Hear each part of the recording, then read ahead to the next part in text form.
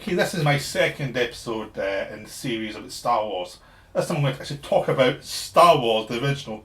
The thing they call A New Hope, which no one ever calls A New Hope, everyone calls Star Wars. Because it's Star Wars.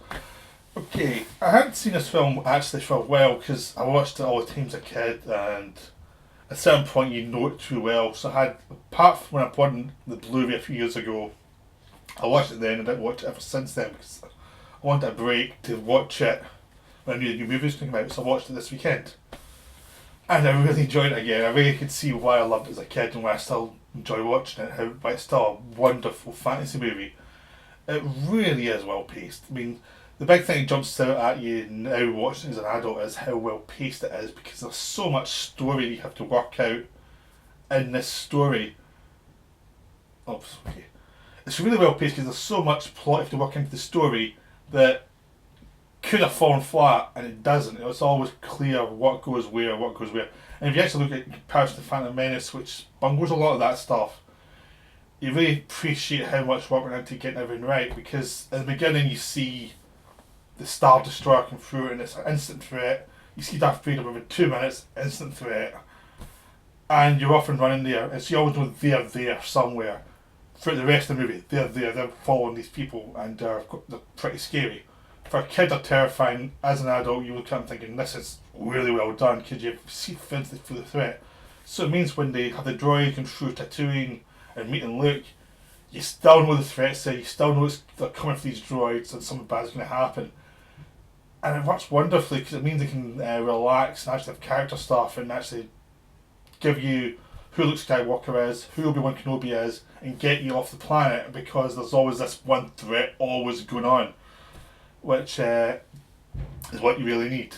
So the good thing with that is you do get all this atmosphere of Tatooine, all the rocks, the droids, how C-3PO's are whining pain throughout the movie, which is fun because it's an annoyance. It's fun because everyone kind of hates 3PO a little bit.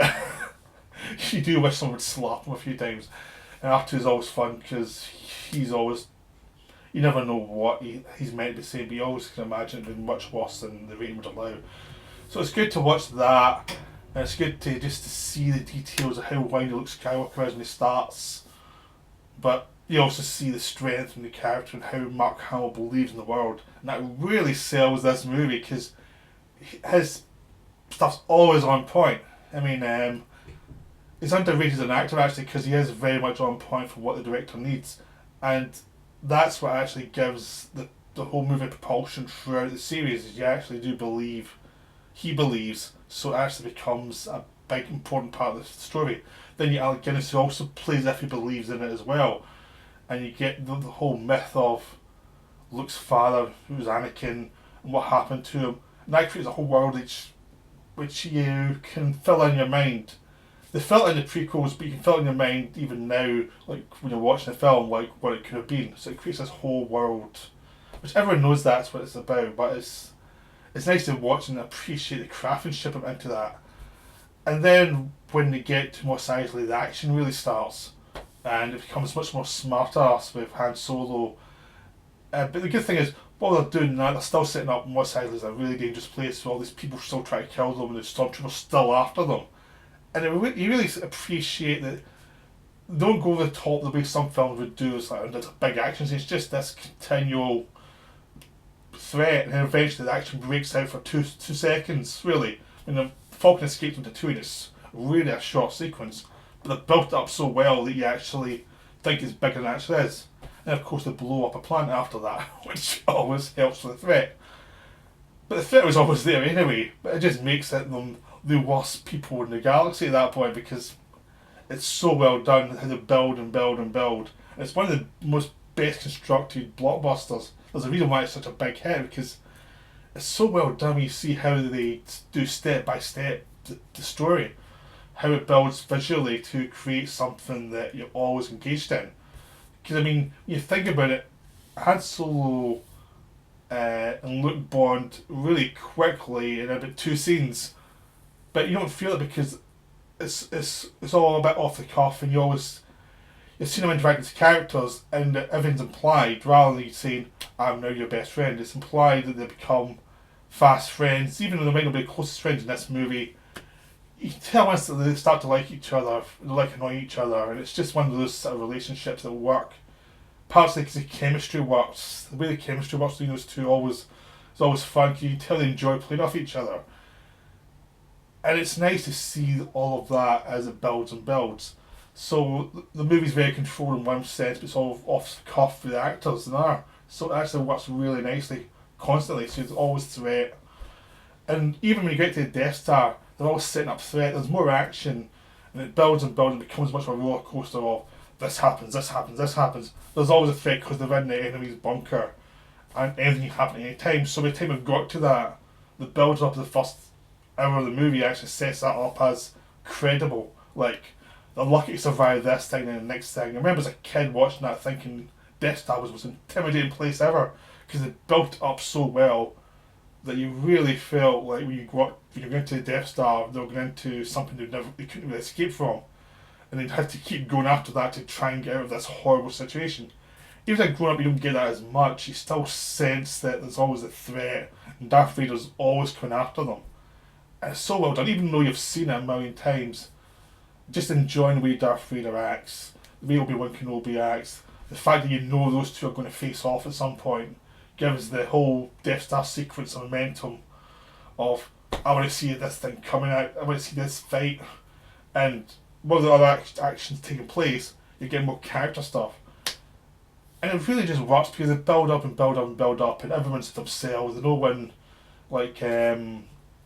gives a space up for everyone else, so they're always fighting each other. So it's just so well crafted. And then eventually escaping the Death Star, it goes on and on until the end where there's the big Death Star battle scene with the X-Wings, which is incredibly well crafted because it's always on point to what's going to happen. This is the target, these are the obstacles, and they just precision towards what needs to be done. Even with the fact there's a Death Star's got one tunnel which goes to the centre, it's really stupid. You don't think of that until later. It's like, that's the worst design ever. That's like, who would design that? So a straight tunnel. So that's but just the way it's created, the way it's crafted, and how it's just. The thing is, because it's always on point. It's always like there's always a scene doing one thing, but they're always looking forward to the next scene straight away within that scene, and you don't really notice them doing it, but they're always doing it. And they're always creating moments that just blow you away. Like when you go to Lightspeed to start with, it's like, whoa, when you first saw it. And even now, it's like, it's still an impact. When you see me into the Death Star, and through the Death Star, you can always imagine the rest of the Death Star from the few corridors you see. You only see a few corridors. They only pretty much go into the landing bay and a few places around the landing bay. But you can imagine the rest of it. I mean, they don't really go that far within the Death Star when you think about it, but the little bits you see, you actually can imagine the rest just being like that. And the Death Star creates a whole mess for the Empire, which they don't have to do anything else for the rest of the series. They just have to repeat that because it's so well established. Like, this place has lots of money and they're all evil, and that's it. So just watching again, it's just amazing how well crafted the whole thing is, and how it does its work without you noticing it do its work most of the time, and how well designed everything is. So the big thing coming from watching this film is there's no way Force Awakens can live up to this film. I mean, the best you can hope for is going to be a fun movie because there's any series, only one or two that are really great, and this film and Empire are the really great ones, and that's it.